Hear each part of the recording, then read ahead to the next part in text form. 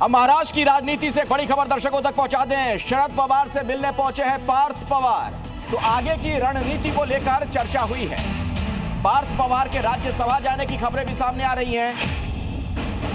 अपने दर्शकों को हम बता दें, अजीत पवार के बेटे हैं पार्थ पवार। शरद पवार से मिलने के लिए वो पहुंचे। इस मुलाकात को लेकर तमाम तरह के कयास लगाए जा रहे हैं।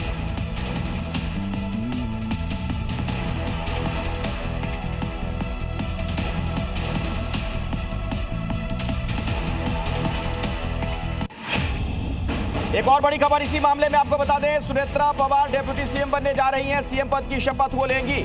शाम 5 बजे के आसपास बताया जाता है शपथ ग्रहण का ये कार्यक्रम होगा। तो महाराष्ट्र की पहली महिला डिप्टी सीएम वो बनेंगी। आज एनसीपी विधायक दल की बैठक भी होनी है। तो सुनेत्रा पवार को विधायक दल का नेता चुना जाएगा और इस तरीके से महाराष्ट्र की पहली डिप्टी सीएम एक महिला होंगी।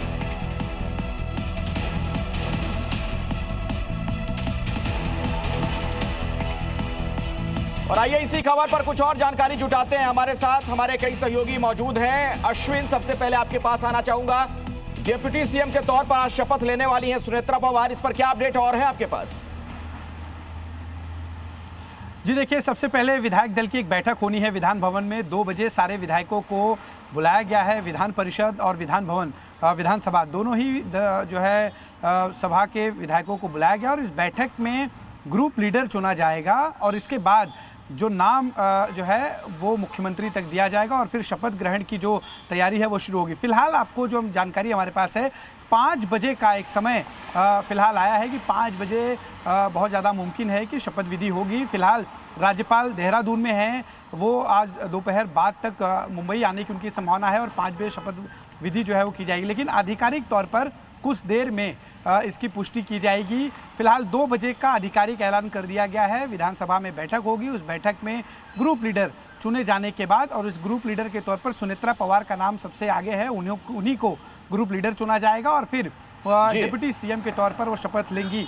यानी कि पहली महिला होगी जो इस जो महाराष्ट्र में ठीक है। अश्विन, एक और बड़ी खबर आ रही है, जरा दर्शकों को वो भी बता दें। एनसीपी के मर्जर पर एक बड़ी जानकारी निकलकर सामने आ रही है।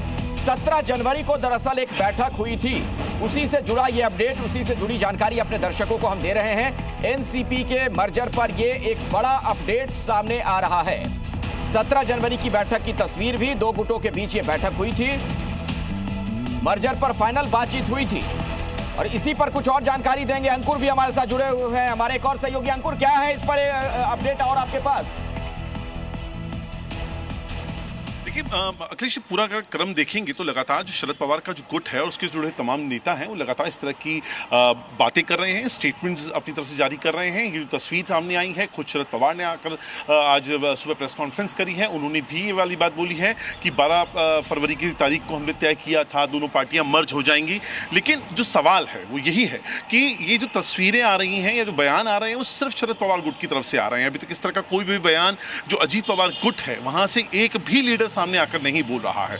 तो ये जो चीज है, और जिस तरीके से सुबह के वक्त में बहुत ही अर्जेंसी में आकर शरद पवार ने प्रेस कॉन्फ्रेंस करी, तमाम चीजों को रखा और उनका ये भी कहना था कि अगर ये होता भी है तो उनको जानकारी नहीं है। अगर सुनेत्रा जी अगर उप मुख्यमंत्री बनती हैं तो जाहिर तौर पर दोनों आर्म ट्विस्टिंग इस वक्त दोनों गुटों की तरफ से हो रहा है। शरद पवार गुट चाहता है कि दोनों पार्टियां आपस में मिल जाएं और जो पुरानी एनसीपी का। अच्छा अंकुर, मैं आता हूं आपके पास दोबारा। बहुत ही अहम जानकारियां आप दे रहे हैं, लेकिन इस विलय को लेकर शरद पवार ने क्या कुछ कहा था वो भी जरा दर्शकों को सुनवा दिया जाए। सुनेत्रा पवार शपथ लेने वाली है, क्या आपको इस बात की जानकारी है? नहीं, किया होगा पार्टी ने तय किया होगा और जो अखबार में आया है पीछे लगता है कि पार्टी ने कुछ तय किया है, क्योंकि कुछ लोगों का नाम आया है, जैसे प्रफुल्ल पटेल, जैसे जो उन्होंने इनिशिएटिव लिया है। इनके पार्टी ने इंटरनल कुछ न कुछ तय किया होगा। हाँ, तो अच्छी बात है ना, क्योंकि जो है लोगों का भी जो है यही इच्छा है और हमारे जो विधायक है उनसे भी वही मांग हो रही है और वो बिल्कुल सही है।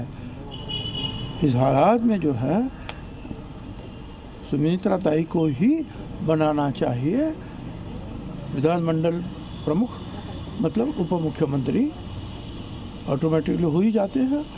देखिए, इसके बारे में मैं कुछ टिप्पणी नहीं करना चाहता हूँ। आज हमारे राष्ट्रवादी कांग्रेस पार्टी की विधायक दल की मीटिंग वहाँ पे है, उसमें आज निर्णय किया जाएगा।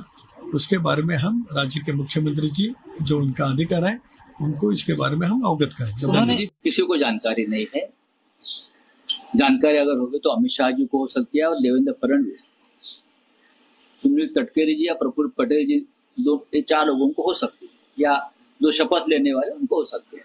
लेकिन अब तक महाराष्ट्र को इस बारे में पता नहीं है। महाराष्ट्र अभी भी अजित पवार जाने से जो शोक में है, शोक में डूबा है। घर घर में शोक हम लोग मना रहे हैं। आइए सीधे मैं आपको बारामती लिए चलता हूं। चंद्रकांत आपको वहां से नजर आ रहे हैं, हमारे सहयोगी। चंद्रकांत, एक सवाल यह भी है, जिस तरीके के बयान सामने आ रहे हैं, क्या सुनेत्रा पवार को लेकर किसी तरह से कोई भी संशय है, या तय माने लगभग कि वही अब डिप्टी सीएम बनेंगी? विधायक दल की जो बैठक होनी है महज एक औपचारिकता है। नहीं, कोई संशय नहीं है, लेकिन पवार साहब ने आज जो सुबह प्रेस कॉन्फ्रेंस लेके बता दिया कि इस शपथ ग्रहण के बारे में मुझे कुछ भी मालूमात नहीं है और किसी ने ना अभी मुझे बताने की ज़रूरत समझी। ये मतलब एक तरफ से उन्होंने नाराज़गी जताई और सुप्रिया ताई ने भी मतलब ऑफ द रिकॉर्ड बता दिया कि कम से कम अजित दादा गुजरे हुए दो दिन भी नहीं हुए, इतनी जल्दी क्या है, कम से कम फैमिली में बात तो करते। मतलब ये पूरा शरद पवार जी, सुप्रिया जी और बाकी जो पवार फैमिली के मेंबर है उनको अंधेरे में रखे कि ऐसा फैसला हुआ है, ऐसा उनका एक नाराज़गी उन्होंने जताई एक तरफ से, मतलब इनडायरेक्टली। इसकी वजह से ये इसके जब बड़ी खबरें बन गई और एक भी पवार साहब ने बड़ी बात कही कि अजित पवार जी की इच्छा थी कि दोनों पार्टियां साथ आए, उनका मर्जर हो जाए, यही उनकी अंतिम इच्छा थी, वो पूरी करनी हमारी ठीक है। इस डेवलपमेंट पर आप नजर बनाकर रखिएगा, कुछ और वहां से अपडेट होगा दर्शकों तक आगे हम वो सूचना पहुंचाएंगे। फिलहाल बहुत बहुत शुक्रिया इस पूरी जानकारी के लिए। और ये देखिए जरा, आपके सामने कुछ महत्वपूर्ण जानकारियां हैं। अजित पवार की उत्तराधिकारी सुनेत्रा बनने जा रही हैं। अजित पवार के पास कौन कौन से मंत्रालय थे बतौर उप मुख्यमंत्री? वित्त मंत्रालय का जिम्मा उनके पास था, आबकारी मंत्रालय और खेल मंत्रालय भी उनके पास था। तो सुनेत्रा को ये मंत्रालय मिल सकते हैं, जैसे आबकारी मंत्रालय की जिम्मेदारी मिल सकती है, खेल मंत्रालय उन्हें मिल सकता है। वित्त मंत्रालय क्या मिलेगा, इसको लेकर अभी बहुत तरह के सवाल हैं।